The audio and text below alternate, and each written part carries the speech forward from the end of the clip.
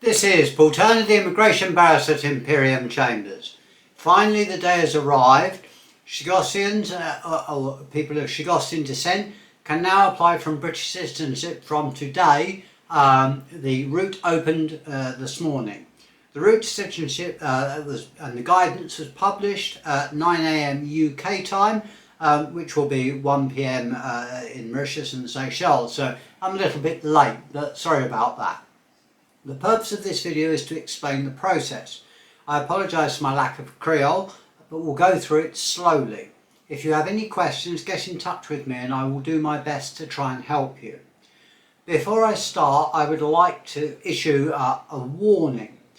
That is, that you should only use the links that are provided by the Home Office or download forms from the Home Office website. If you need to make sure the person, if you're getting some help from somebody, you need to make sure that the person is using these forms. Do not be taken in by people who might try to take advantage of you because the route is now open. It is important to note right at the outset that there is no application fee. So anyone charging you for help should be treated with caution. That's not to say that people can't legitimately charge you, but be wary of people promising you things that they may not be able to deliver. Who can apply? Well, I've covered this in numerous videos before, so I will not be going into it in any great detail now. In essence, you can apply to become a British citizen and a British Overseas Territory citizen through this route if you are a direct descendant of someone who was born on the islands that now form part of the British Indian Overseas Territory, BIOT, and are not already a British citizen or BOTC.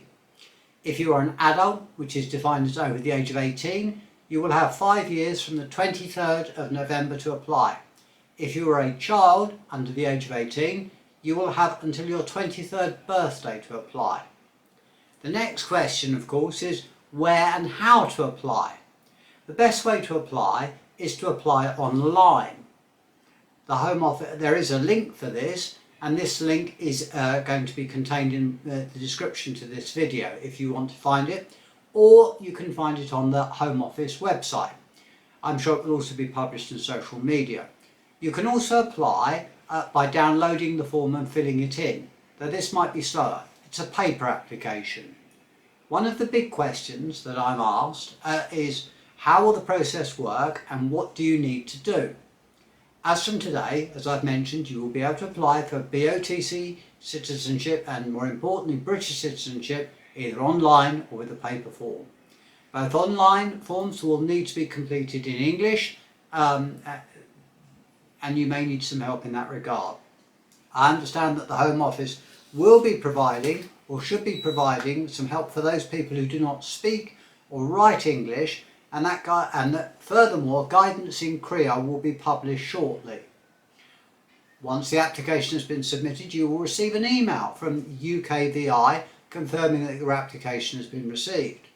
Once the application form has been processed, you will receive an email from UKVI, the Home Office, asking you to make an appointment at your nearest visa application centre. Before this, you will not need to submit any documents. However, you will need to bring evidence to support your claim of Chagossian descent at the appointment at the visa centre, where it will be scanned and added to your application for application. You will be asked to provide fingerprints and a photograph. This is called biometric information at this appointment. If you're applying on the paper form and resident outside the United Kingdom, as I say, you will need to download a copy of the form via the link and print it out, and then you will need to fill in the form and post it. Please do not send any evidence to support your claim of Chagossian descent to the UK at this point, as you will be contacted after you have submitted your application and you will be asked to provide the evidence at the biometric enrolment appointment. Also, a further warning, do not submit your completed form to the local British High Commission, British Embassy or Visa Application Centre. The reason for this is that this is a UKVI Home Office led process and your local High Commission, Embassy and Visa application will not process the application. really what this means is that this is, because it's Home Office led, it's not the same as an entry clearance application such as a visa application. Once the application has been processed, the Home Office or UKVI will write to you, email you, and ask you to make an appointment at the local visa application centre. At this appointment you will be asked to provide fingerprints and a photograph, as I mentioned, with biometrics. You can also say apply using the paper form in the UK, but the rest of the process will be the same. The next question is, how long will it take to get your British citizenship? The answer is that the Home Office say it should take no more than 6 months. Though I do understand that there is a dedicated team that will be dealing with Chagossian cases, which should make it easier and hopefully quicker. If your application is successful, you will be invited to a citizenship ceremony held in the country from which you have applied. At the citizenship ceremony, you will receive your certificate of registration and become, at that point, a British and/or British Overseas Territory citizen. The other question that has been asked is, what about those people who cannot use the paper form? And I've touched upon this. Well, there's good and bad news. Firstly, the good news. The Home Office is going to offer support measures for those people. The bad news is it's going to take a little bit longer for them to work out what those processes will be. Also, a word of warning, the Home Office has said do not attempt to move to the UK before you are granted citizenship. You could become an overstayer and just mess things up. You should apply, according to the Home Office, from your country of residence. After you are granted a certificate of citizenship, you will be able to apply for a passport and be free to travel to the UK without any restrictions, as you will be recognised as British. Here are some frequently asked questions and some detailed information which should hopefully explain some more things and make things easier. What kind of evidence will I need to provide when I apply? You will need to provide evidence that you're a descendant of someone born on BIOT. Ideally, this evidence would consist of a series of birth certificates or records showing a clear line of descent. What will happen if I don't have that kind of evidence, which is probably going to be happening in a few cases? The Home Office has said that they will consider all the evidence, but you will need to be able to reasonably demonstrate that you are a descendant of somebody born on BIOT. The Home Office will provide further forms of guidance on what type of evidence in due course. You will need a referee. Who can be a referee? Applicants for British citizenship, whether in the UK or anywhere, need to provide 2 referees to establish their identity. The referee must, and doesn't need to be a limit to how many people you can referee, have known the adult applicant for at least 3 years. Be a British passport holder, or if they live outside the United Kingdom, be a Commonwealth citizen or a citizen of the country in which the applicant is residing. Be a professional person or over the age of 25. At least one referee must be a professional person. There are some warnings. The referee must not be related to the applicant or the other referee. They can't be the applicant's representative. They can't be employed by the Home Office.